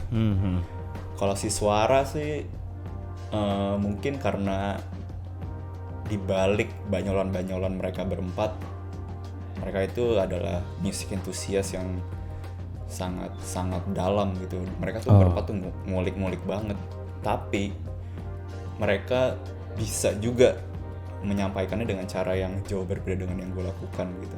Jadi itu mungkin poin plus kenapa akhirnya gue meminang mereka ya. Mereka sebagai generasi Z gitu ya. Iya benar, generasi Z gitu ya. Karena gue percaya mereka itu punya pikiran dan pola pikir yang hebat juga dalam memandang musik gitu. Dan sebenarnya ada satu lagi dalam si Agordi Pod itu ada namanya Daftar 7. Oh iya, Daftar 7. Oke. Daftar 7 itu Daftar 7 itu sebuah podcast kolaborasi antara Agordi Club dan M-Wave. Jadi hostnya itu gua dan Rio, namanya Rio Tantomo, dia jurnalis hebat juga ya, salah satu penulis terbaik di Jakarta. Kita ngebahas hal-hal yang berangkat dari sebenarnya media itu masih perlu nggak sih ada daftar-daftar kayak gitu, misalkan daftar 10 album terbaik, daftar 10 film terbaik. Oke. Itu tuh menjadi perbincangan teman-teman jurnalis sebenarnya. Kayak kita tuh masih butuh nggak sih ngerilis kayak gini-gini? Kayaknya orang-orang udah nggak peduli deh gitu. Dan gue dan Rio tuh salah dua yang punya pandangan seperti itu. Punya pandangan justru masih perlu sebenarnya. Oh, masih perlu. Oke. Oke. Karena daftar-daftar kayak gitu tuh bukan masalah urutannya menurut kami, tapi bagaimana kami membedah poin-poin di dalamnya gitu. Jadi si daftar 7 itu kayak yang episode pertama album terbaik 2019 itu kami mengembalikan jurnalistik kepada faedahnya ya, bahwa kita harus melewati proses jajak pendapat gitu. Jadi nggak hanya dari kami berdua topiknya, poinnya, tapi dari beberapa orang juga. Jadi gue dan Rio ngajak, ada Ucup, ada Hasif, ada Rian Pelor, ada penulis Raka Ibrahim, ada Dimas Aryo, manajernya Efek Rumah Kaca. Untuk mengumpulkan nih, kita bertujuh album terbaik apa nih 2019? Kasarnya menurut gitu. lo siapa gitu? Menurut siapa Dimas Aryo apa gitu? Iya. Jadi kalau tadi lo memberitahu perihal adanya daftar 7 dan mengembalikan sistematik jurnalistik ke sisi awalnya, ada jejak pendapat gitu kan? Nah, berarti kalau dari lo sendiri, pandangan lo sendiri, jurnalis itu apa? Gitu, Pram. Menurut gue jurnalis atau katakanlah media gitu ya, adalah sebuah titik tengah gitu ya, sebuah jembatan, sebuah penyampai pesan gitu ya, pokoknya yang seluruh kata sifat yang in between itu menurut gue jurnalis atau media. Karena tugasnya media atau jurnalis adalah memediasi sebenarnya. Mediasi. Walaupun pada akhirnya media-media ini punya sikap politik, punya sikap kemanusiaan sendiri-sendiri ya, tapi gue nggak percaya bahwa media itu adalah tatanan teratas dalam lingkup masyarakat gitu. Mereka tuh hanya fungsinya itu hanya di tengah-tengah gitu. Walaupun memang secara runutan demokrasi memang ada kan media, tapi gue nggak percaya tuh media itu bisa mengubah atau membuat masyarakat menjadi rusuh, atau media itu punya peran yang sangat tinggi untuk mengontrol gitu ya. Ada peran ya, media setting itu ada gitu. Kayak sekarang kita pandemi ini menjadi lumayan stres gitu ya, karena menakutkan gitu ya. Iya, informasi tentang COVID. Tapi kan sebenarnya balik lagi ke masing-masing individu gitu. Kalau lo nggak mau baca ya nggak usah baca gitu kan. Jadi media itu menurut gue adalah itu sih. Dan untuk di Indonesia sendiri, apalagi di musik, jurnalis tuh kayak kerja moral tuh. Ya iya sih gitu, betul.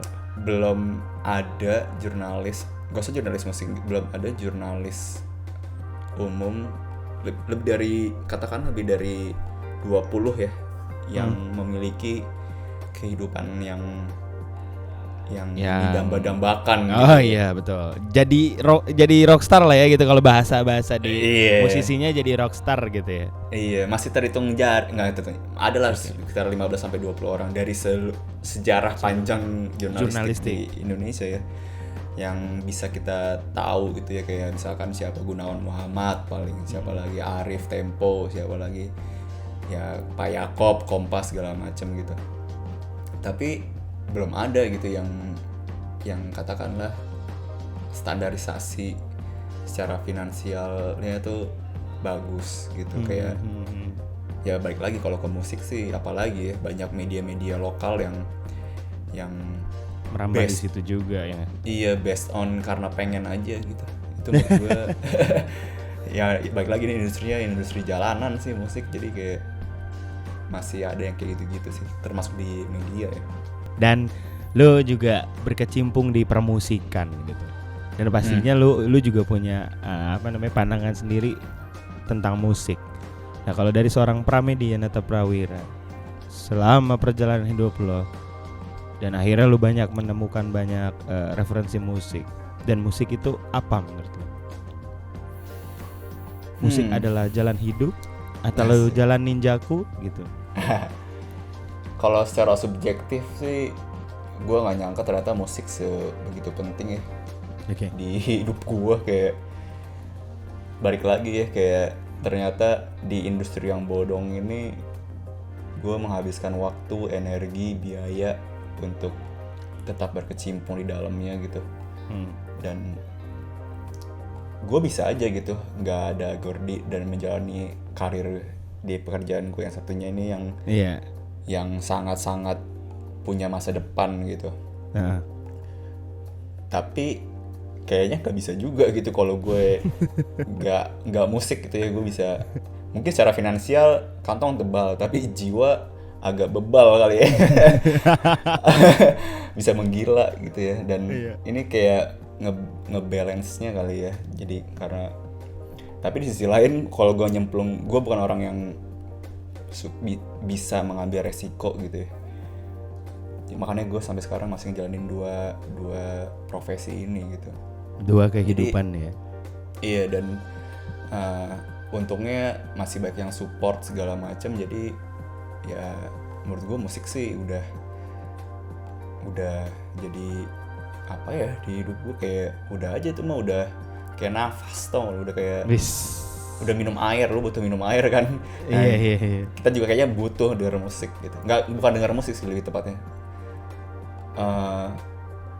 Berada di lingkungan musik gitu. Jadi dengerin musik, nonton, mengerjakan sesuatu tentang musik apapun itu, kayak gitu. Gue gak nyangka sih bakal sejauh ini ya. Dari 2005 gue pertama kali bikin acara di Bogor. Ternyata udah 15 tahun kemudian udah sampai di sini gitu. Kayak ya mungkin bagi sebagian orang sebuah achievement yang biasa aja gitu. Cuman kalau bagi gue sih kayak anjir, dulu apalagi dari Bogor yang mungkin jarang juga gitu scene-nya yang seproduktif sekarang gitu ya. Iya, kita sekarang kayak nggak menemukan hal itu sih ya. Bisa dilihat kayak dulu ya hampir tiap minggu gitu ya Pram ya. Nah, tapi kalau selama ini lo menjadi seorang jurnalis gitu, kalau ngomongin masalah kota lu sendiri di Bogor nih, ada nggak sih band yang sampai saat ini mungkin lu ya bukan mengidolakan juga ya, lu kayak tertarik dengan band tersebut? Kalau gue pengen tahu itu siapa, dan selama ini juga kan lu pasti banyak menginterview musisi-musisi yang memang mungkin base ada di Jakarta gitu. Nah kalau mungkinnya ketika itu adalah band di Bogor yang mungkin dia pun tidak diketahui banyak orang, tapi itu adalah interest dari lo sendiri, itu ada nggak sih, dan kenapa kira-kira? Menurut gue Bogor tuh khususnya di 2000-an deh. Kalau 2000-an ke bawah gue sebenarnya nggak terlalu memahami, tapi kalau 2000-an ke atas, dari tahun 2000 sampai sekarang, ada beberapa band yang menjadi tongkat estafetnya sebenarnya. Bagaimana akhirnya menjadikan Bogor sebagai kota yang punya ciri khas gitu. Yang pertama itu si The Safari. The Safari, oke. Kedua adalah Duet Maut. Asik. Ketiga adalah Deadly Eye Candy. Oke. Keempat adalah Topi Jerami. Kemudian kelima adalah The Kuda. Dan sekarang yang paling baru adalah Tex Pack sebenarnya. Wih. Sorry, ada di tengah-tengah si Red Voltus sebenarnya, Red Voltus. Red Voltus itu berarti angkatan juga ke belah sana ya, ke belakang. Iya. era-era sebelumnya ya. Jadi menurut gue inilah tongkat-tongkat estafet yang sebenarnya gue kemarin sampai di salah satu teman gue di Jakarta kayak bilang, anjing Bogor tuh band-bandnya bagus-bagus banget ya, jadi kota yang underrated gitu. Tapi bagi mereka underrated, bagi kita itu mereka udah kayak weh kan, itu kayak udah idola banget gitu. Jadi sayang gitu, akhirnya mereka harus ada yang harus pergi ke Jakarta untuk melanjutkan, kayak Poppy dari Duet Maut, Duet di Maut, Efek Rumah Kaca segala macem. Edo juga dulu ketika Safari jalan mainnya di Jakarta lebih banyak, di bis, di park segala. Si The Kuda juga akhirnya albumnya rilisnya di Jakarta kemarin, satu aku sejuta kalian. Si Textpack juga malah diterima lebih baiknya di Jakarta. Kemarin. Jadi kayak sayang banget gitu, kalau berarti kan ini sebenarnya bandnya banyak gitu yang bagus, cuman penontonnya yang nggak ada nih, itu lagi yang ketemunya. Iya, betul. Setiap bikin acara lah dia lagi. Dari list yang memang lu tadi kasih, emang ya itu sebuah tongkat estafet yang sangat luar biasa ya. Kita juga kayak gue juga berharap kayak kenapa Dead Candy harus hilang gitu. Kenapa Duet Maut harus udahan gitu. Sampai Eri drummernya itu pernah ngedramin band gua yang bukan Eri gitu ya kan. Oh, yang band metal ya. 2015 tuh kan gue bikin acara di gedung IPB atau di sebelah Botani. Yang di gedung alumni ya? Waktu itu gue apa? Yang gedung alumni ya? Gedung alumni ya. Waktu itu konsep acaranya adalah merayakan 10 tahunnya band-band Bogor lah. Jadi bagi teman-teman itu di era itu 2005 adalah tahun ketemunya banyak band lah gitu. Akhirnya gue undang-undangin lah anak-anak itulah, DEC segala, TJ main lagi lah, DEC main lagi, MFWD main lagi, terus siapa lagi lah, pokoknya banyak lah band-band yang dulu ini. Dan sebenarnya Duet Maut mau main waktu itu. Udah sempat latihan di Zidan tuh. Waktu itu gue datang ke latihannya. Di Zidan. Waktu itu gue datang ke latihannya, tapi nggak ada yang boleh masuk, cuma boleh Poppy sama Eri doang. Eri doang yang boleh masuk. Tapi dari luar kedengeran kan kayak anjing Duet Maut nih jadi manggung-manggung. Ternyata beres keluar, Poppy merasa nggak nyaman gitu. Udah beda dia bilang gitu, udah feel-nya udah nggak ada gitu. Gue takut malah mengecewakan, dia bilang gitu. Walaupun akhirnya mereka berdua datang di acaranya, dan waktu itu Tahu sama Subir yang jadi hostnya. Dia bilang kayak udah langsung panggil aja Duet Maut terakhir gitu, gini. Tetap nggak mau mereka ya. Sayang banget sih. Kayaknya banyak teman-teman, waktu itu gue pernah nulis wawancara sama Poppy di Rolling Stone, dan banyak orang yang langsung ngerespon ke gue kayak, jadi kapan nih reuninya gitu. Terus kayak reuni Duet Maut maksudnya. Terus kayak aduh udah deh, jangan berharap gue bilang gitu. Kayak udah gak bakal bisa kayaknya. Iya sih, makanya ya tadi banyak yang bagus di Bogor, cuman emang kandas di tengah jalan gitu ya. Nah ini apakah menjadi sebuah momok bahwasannya kalau menurut lo ini di Indonesia umumnya nih Pram, lu tuh bisa nggak sih hidup sebagai pelaku musik yang memang pasar itu menentukan karya gitu, sedangkan di Bogor aja band-bandnya ya udah des tumbang gitu. Nah apakah kita tuh bisa hidup menjadi seorang yang seperti itu atau gimana? Karena kan kita tahu nih teman kita yang lagi mantau kita ini kan dia punya band nih sekarang. Gak tahu nih dia mau jadi anak band atau apa nih, kita kan nggak tahu gitu.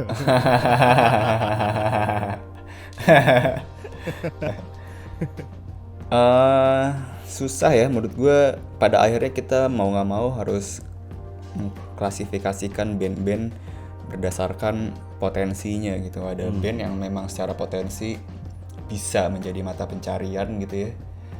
Ada band yang bisa iya, bisa enggak. Ada band yang nggak bisa sama sekali gitu.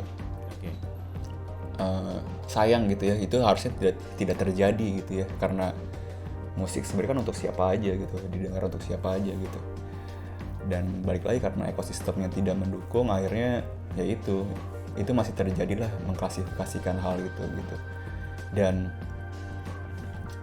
di Bogor mungkin akhirnya terpapas band-band yang tidak punya potensi untuk untuk diterima gitu. Akhirnya sekarang yang banyak adalah antara diterima sama nggak diterima nih gitu, jadi setengah-setengah gitu. Oke. Mereka didengar sama banyak orang, mereka ditonton sama banyak orang, mereka diketahui sama banyak orang, tapi ada batas mentoknya gitu loh, kayak gak bisa sampai segede siapa gitu. Nah itu yang mungkin terjadi sekarang bagi gue ya. Akhirnya banyak band-band yang gue sih selalu salut sama orang-orang yang tidak memikirkan finansial untuk menciptakan musik gitu. Banyak di sini yang di negara ini yang sampai menjual mobil untuk album rekaman. Lu bayangin kayak wah itu udah nggak ada di kepala gue tuh, kayak itu mobil sangat barang paling berharga gitu ya di dalam rumah gitu. Jadi kepingan ya. Jadi kepingan yang ya abadi sih, memang karya yang abadi, tapi kan resiko untuk tidak diterimanya sebenarnya gede juga. Gede gitu. Juga, betul. Tapi ada orang gitu yang sampai jual mobil untuk rekaman album. Ada yang menyisihkan setengah gajinya untuk beli equipment musik yang sebenarnya nggak murah juga gitu. Betul. Itu makanya kayak kemarin gue pas pertama kali pandemi ini muncul, gue praise lah teman-teman musisi gitu, kayak teman-teman musisi ini banyak yang mencari celah ya dalam berkegiatan, dalam beraktivasi di keadaan pandemi ini gitu. Karena terus gue bilang kayak wajar lah, karena emang industri musik tuh bukan industri untuk orang-orang yang payah, gue bilang gitu. Karena orang-orang ini udah jungkir balik segala macem untuk merilis karyanya, untuk memperkenalkan karyanya gitu ya. Pandemi ini tuh cuma salah satu dari terjalan anak-anak band aja sih menurut gue. Banyak kok masalah-masalah lain yang mereka lewatin gitu ya, kayak pembajakan segala macem. Ini mungkin cuma salah satu bagian kerikil kecil aja gitu. Kerikil kecil, tapi kerikil kecilnya panjang gitu ya. Iya. Jadi memang intinya adalah ada yang bisa, ada yang masih 50-50, ada yang nggak bisa sama sekali gitu ya. Dan itu faktornya banyak ya. Faktornya banyak pasti, mungkin memang karena ya memang karyanya mungkin sulit diterima, atau memang ada yang ketika keluar langsung booming gitu. Iya, nggak bakat juga. Gitu. Ada yang memang sengaja untuk hanya sebagai viral aja gitu kan. Karena memang nggak tahu tuh dia memang meniatkan untuk bertahan di industri musiknya sampai sejauh mana gitu. Tapi ketika kita ke belakang ngobrol perihal ya musik dan profesi lu sebagai jurnalis musik, yang mungkin sedikit gue bisa tarik bahwasanya memang ada beberapa circle, dan di dalam circle itu ada tahapan yang memang keputus di industri musik ini ya, sampai pada akhirnya ada beberapa aspek yang memang harus ditinggalkan, ada beberapa aspek yang dilupakan, ada beberapa aspek yang terlalu nyaman, sampai akhirnya si circle ini tidak berputar secara sempurna. Kayak gitu mungkin ya, Pram. Khususnya di Indonesia ya kalau gue lihatnya ya, karena susah untuk beraktivasi atau apapun itu jika konsumennya hanya itu aja gitu. Jika potensi daya belinya hanya itu aja. Bayangin tadinya seperti kita bahas, sekarang konsumen utama industri musik adalah anak muda, betul. Kuliah, SMA lah katakanlah, yang sebenarnya daya belinya nggak gede-gede amat juga gitu. Kalah dibanding para pekerja, pegawai gitu, yang sebenarnya punya daya beli, punya yang luar biasa ya, yang lebih tinggi gitu. Jadi itu makanya si Agordi ingin mengubah persepsi bahwa musik itu bukan alat keren-kerenan masa muda doang gitu. Lu masih bisa bayangin aja gitu Rolling Stones gitu, band Rolling Stones, Mick Jagger gitu ya. Iya. Dia nyanyi di depan yang penontonnya mungkin seumuran cucunya kali. Betul. Iya. Itu kan berarti di samping strategi regenerasi bandnya bagus, pasti ekosistemnya juga membantu gitu. Oke. Kayak misalkan si orang tua penonton itu memang suka Rolling Stones dan diturunin, jadi kan ke anaknya. Itu kan regenerasi yang jalan alami kan. Kalau di sini gue belum melihat itu secara secara massal gitu. Mungkin beberapa orang tua ada yang melakukan hal itu, tapi nggak semua gitu, yang akhirnya si anak muda ini mencari jati diri sendiri lah gitu, mencari musiknya sendiri lah, akhirnya muncullah kayak indie itu ini bro, pakai tote bag anjing. Ya gitu. Gue nggak menyalahkan sih mereka ngoceh-ngoceh gitu. Gue yakin gue juga dulu kayak gitu ya, ngoceh-ngoceh so tau gitu. Tapi untungnya gue pribadi masih berada di sini gitu. Tapi kan mungkin banyak teman-teman gue dulu yang ngoceh juga, tapi sekarang mungkin udah enggak. Udah hengkang ya. Udah hengkang dari musik, dan gue paling sebel tuh ketika ada orang yang hengkang terus dia selalu berargumen, dulu tuh zaman gue ya zaman udah lewat gitu. Masih aja ngomongin zaman. Gue paling gak suka tuh gue orang-orang tua ngebandingin zamannya dia sama zaman sekarang. Itu udah gak relevan tuh orang tua itu berarti. Alright.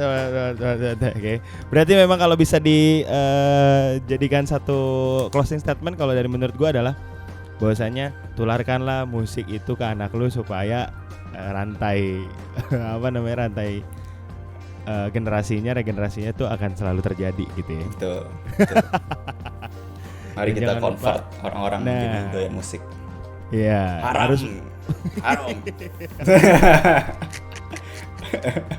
Dan sebagai panduannya adalah ketika lu untuk menjadi seorang penikmat musik yang bagus adalah jangan lupa untuk dengarkan Agordi Pod gitu.